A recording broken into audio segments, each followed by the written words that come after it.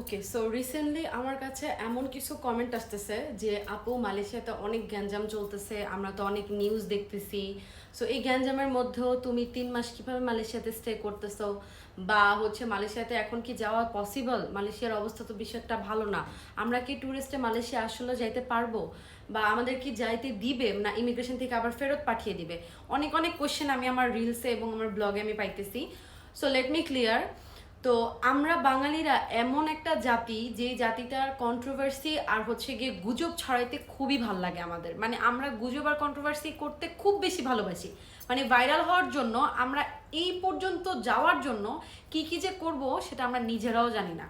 So আমি ফার্স্টে বলতে চাই যে বাঙালি ভাই এবং বোনেরা যারা খুব সুন্দর করে 2023 বা 2022-21-এর ভিডিওগুলো দিয়ে আমাদেরকে বিব্রত করতেছেন, ইভেন নর্মাল জনগণ বা সাধারণ জনগণদেরকে বিব্রত করতেছেন, তারা প্লিজ দয়া করে এসব কন্ট্রোভার্সি বা এসব জিনিস ছড়াবেন না। প্রথমত আমি বলতে চাই যে হ্যাঁ, মালয়েশিয়ার অবস্থা এখন অনেক খারাপ, ঠিক আছে, বাট আপনারা যেভাবে রিপ্রেজেন্ট করতেছেন বা আপনারা যেভাবে সাজিয়ে গুছিয়ে খুব সুন্দর মিথ্যা কথা বানিয়ে বলতেছেন, এটা প্লিজ স্টপ করেন, ঠিক আছে?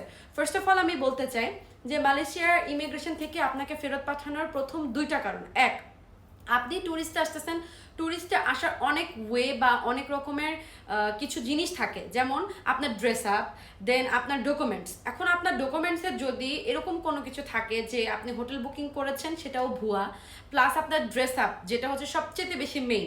এখন আপনি ট্যুরিস্ট আসলে কি কখনোই ছেঁড়া ফাটা ড্রেস বা আপনার যে ড্রেসটা 1 সপ্তাহ 2 সপ্তাহ ধরে মানে ধোয়া নাই বা ওয়াশ করেন নাই বা কোনো কিছুই না, মানে থাকে না যে এক কথা কামলাদের যে জামা কাপড়, সেই রকম জামা কাপড় পরে যদি আপনি ট্যুরিস্টের জন্য আসেন, কোন মানুষটা আপনাকে দেখলে বলবে যে আপনি ট্যুরিস্ট আসতেছেন?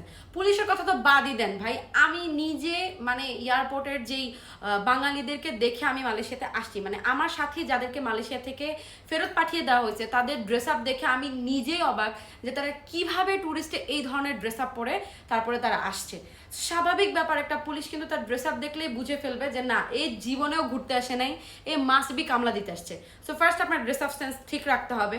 সেকেন্ড অফ অল, আপনার ডকুমেন্টস অনেক হাই লেভেলের, একদম মানে থাকে না যে কোনোভাবে এটা যেন ফেক না হয়, ঠিক আছে? এটা যেন কোনোভাবে ফেক বোঝা না যায়, বা ফেক বানাইলেও ওটা ওরকম ভাবে আপনার বানাইতে হবে যেটা কোনোভাবে যেন ইমিগ্রেশনের পুলিশ না ধরতে পারে, ঠিক আছে? তো এই জিনিসগুলো যদি আপনি জাস্ট এই 2টা জিনিস যদি আপনি একটু ফলো করতে পারেন, আপনাকে কখনো মালয়েশিয়ার ইমিগ্রেশন বাংলাদেশে ফেরত পাঠাবেন না।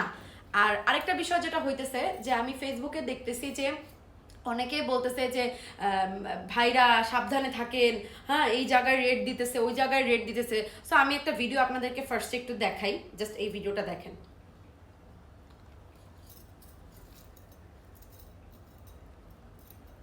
ওকে, সো এটা হচ্ছে আমারই বাসার পাশে ভাঙচার যে এরিয়াতে আমি থাকি, তো ওই ভাঙচার এরিয়ার মধ্যে রেড দিছে। সো আমি একদম পাশ দিয়ে মানে পুলিশের পাশ দিয়ে যাইতেছিলাম, আমার হাজব্যান্ড আর আমি দুজন একসাথে যাইতেছিলাম। সো ভাই রেড দিলে অফকোর্স আপনার আশেপাশে যারা থাকবে সবাইকেই ধরে নিয়ে যাবে, তাই না?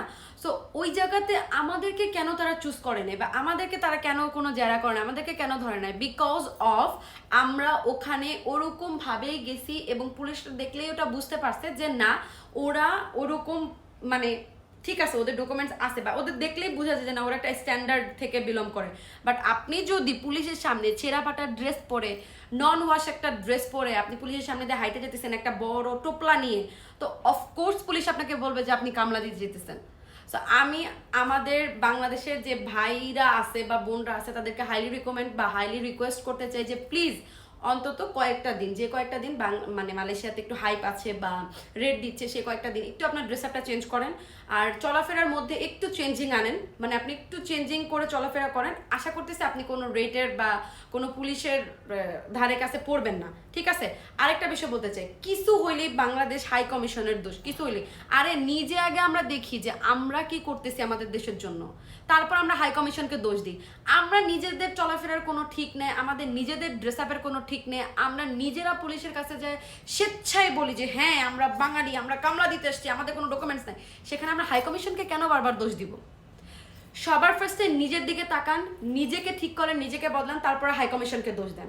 কিছু হইলেই বাংলাদেশ সরকারের দোষ, কিছু হইলেই বাংলাদেশ হাই কমিশনের দোষ, এইটা কি ধরনের গেম ভাই? মানে যুদ্ধ করতে করতে আপনাদের মনে হয় রগডগে শিরায় শিরায় যুদ্ধ হয়ে গেছে, মানে আপনার এখন কিছু হইলেই যুদ্ধ লাগানোর জন্য মানে তাল পিটানো শুরু করে দেন, ঠিক আছে? সো ভাই আগে নিজে ঠিক হন, নিজের দিকে তাকান, ঠিক আছে? নিজের দিকে তাকানোর পরে যায় সরকার হাই কমিশন যারে মন চায় তারে দোষ দেন। আপনি নিজেই তো ঠিক নেই, আপনি আবার হাই কমিশনকে কি দোষ দিতেছেন? আপনার যদি বাঁচতে ইচ্ছা করে আপনি নিজেকে চেঞ্জ করেন, আপনি নিজের রুলসটা চেঞ্জ করেন। এখন আপনি যদি আপনার নিজেকে এরকমভাবে রিপ্রেজেন্ট করেন যে আমি বাংলাদেশি নাগরিক, আমাকে প্লিজ ধরে নিয়ে যাও, তাহলে অফকোর্স আপনাকে পুলিশ ধরে নিয়ে যাবে, এটা স্বাভাবিক ব্যাপার। আর এই ধরনের গুজব যারা 2021 সালের 18 সালের ভিডিও নিয়ে নিয়ে মানুষকে বিব্রত করতেছেন, এগুলো বন্ধ করেন প্লিজ। মালয়েশিয়াতে এরকম কোনো কিছুই হইতেছে না। আমি দিব্যি মালয়েশিয়াতে ঘুরে বেড়াইতেছি, আমার প্রতিটা ব্লগ আমার ফেসবুকে আপলোড করা আছে, আপনারা চাইলে দেখতে পারেন। আমি রেগুলার মালয়েশিয়াতে ঘুরতেছি, আমার ডকুমেন্টস ঠিক আছে, আমার সবকিছু ঠিক আছে, আমি ঘুরতেছি, প্লাস আমার ড্রেস আপ ঠিক আছে, আমার সবকিছু ঠিক আছে। পুলিশ আমার দেখে সবার আগে সেলুট দিবে, আমাকে ধরে কেন নিয়ে যাবে ভাই? আমরা অন্য দেশ থেকে এক ফরেন কান্ট্রিতে আসছি, আমরা চাইবো আমাদেরকে যেন পুলিশরা বা ওই দেশের মানুষরা আমাদের সম্মান করে। আমরা নিজেদেরকে ডাউন কেন করব?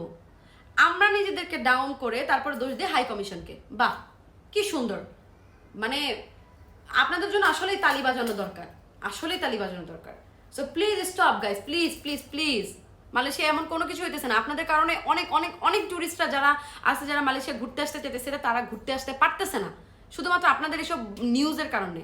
কারণ ওনারা ভয় পাচ্ছে, লিটারেলি ওনাদের মানে পা আগাইতে যাওয়া পিছায় যেতেছে। এগুলো বন্ধ করেন প্লিজ। যেটা ঘটতেছে না ওটা আপনারা মানে বলে বলে ঘটাইতেছেন। মানে মানে কেন ভাই, কেন? আপনাদের কি খায়া কোনো কাজ নাই? কেন এইসব ধরনের ফেক নিউজ ছড়ায় ছড়ায় আপনারা মানুষদেরকে বিব্রত করতেছেন? যত সব ফালতু লোকজন।